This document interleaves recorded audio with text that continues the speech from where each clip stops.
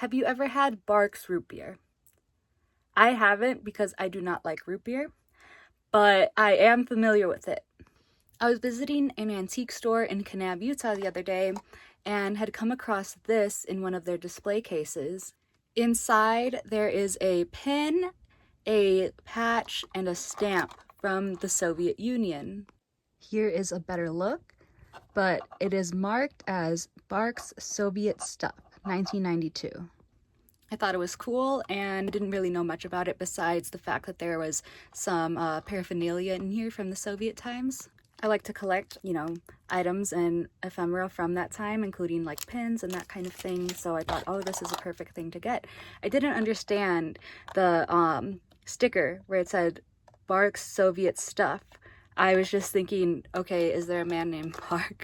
And they found some Soviet stuff and like threw it in here, and that was all that I thought. I didn't realize it was the root beer brand until I actually Googled it, because seeing it like this without like any other like context, I didn't recognize it at all. After I bought it, I opened it up, and in is this paper that gave it some context. It mentions around the time of the illegal dissolution of the Soviet Union, there was a lot of mementos, Soviet mementos that were up for the taking. You see this man right here doing an advertisement, because actually this whole thing of Soviet stuff, it was just an advertisement campaign, a very interesting one. So I did some research and found out that while the Soviet Union was collapsing, Barq's had this marketing guy, and he was like Don Draper. He came up with this marketing campaign where they would send just little packs of Soviet stuff to consumers who did the classic prove that you bought a certain amount of packs of the root beer, pay 50 cents, mail it in, and you would get like some sort of set of Soviet things. Often like stamps, patches, pins, and that kind of thing. They were advertising it in like the wackiest way. The Union is out of business and Gorley's loss is your gain! Barq's Root Beer has acquired a huge inventory of really neat stuff. Authentic Soviet pins, like new Mayday flags, Communist Party favors, and more. They're yours free from Barq's. Look for details on specially marked 12 packs for 2 liters of Barq's Root Beer, the one with bite. This is a once-in-a-lifetime offer, so quit stalling. Pick up Barq's and take a bite out of communism today. So the advertising mogul who was in charge of Barq's marketing decided that, this would be a great way to promote Barq's. How do we get people to buy our root beer? They decided to go to the Soviet Union, and they ended up coming back with like 4,000 pounds of like Soviet ephemera. And was it a success? Yes, actually it was so successful that they went on to get a 1993 marketing award for the campaign. They had branded the boxes that they had to sell the root beer. This other YouTube channel does a good deep dive into the history of the whole campaign and the story behind Barq's Soviet stuff. I thought this would be a good opportunity to showcase a few more of my pins from the Soviet Union. These 3 have the head of Lenin on them.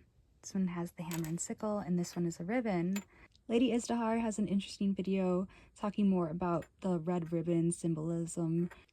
Red is a revolutionary color. Ribbon signified, like solidarity with the cause for revolution. Interestingly enough, I got these 3 from the Rock and Gem show in Tucson that we went to.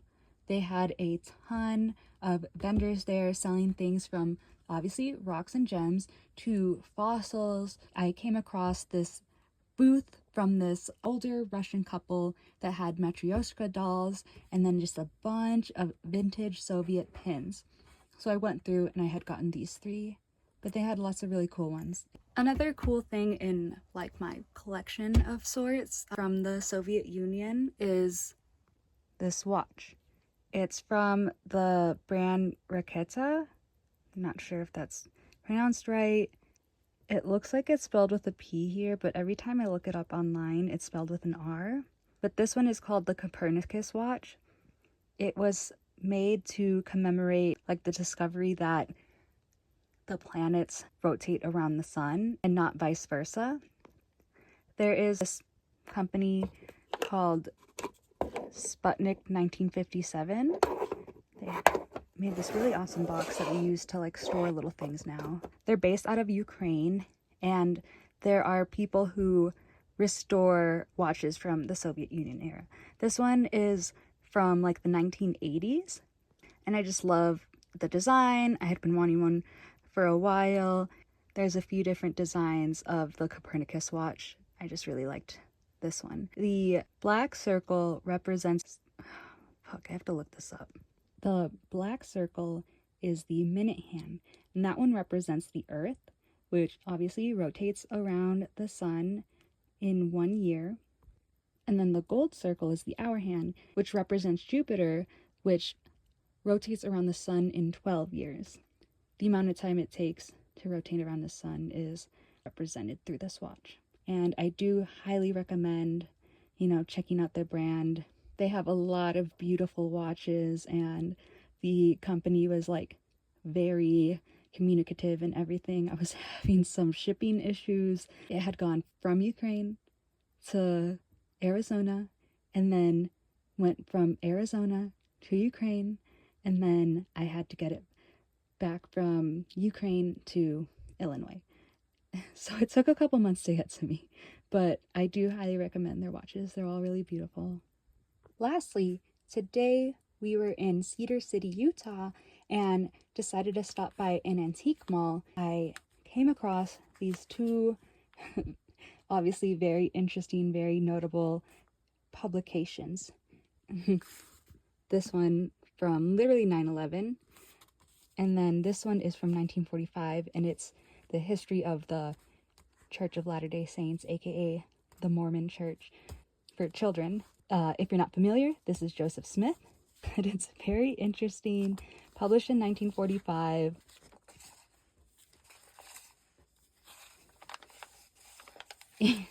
They have this belief that they came to the Americas before Columbus. One thing they got right was they came from the city of Jerusalem in Palestine.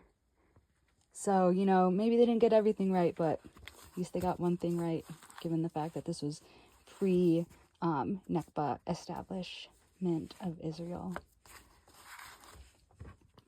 And then this, in really good condition, newspaper from 9/11. Next videos might be about these two publications or one or the other. I'm really excited showcasing more things from my collections, my ongoing collection.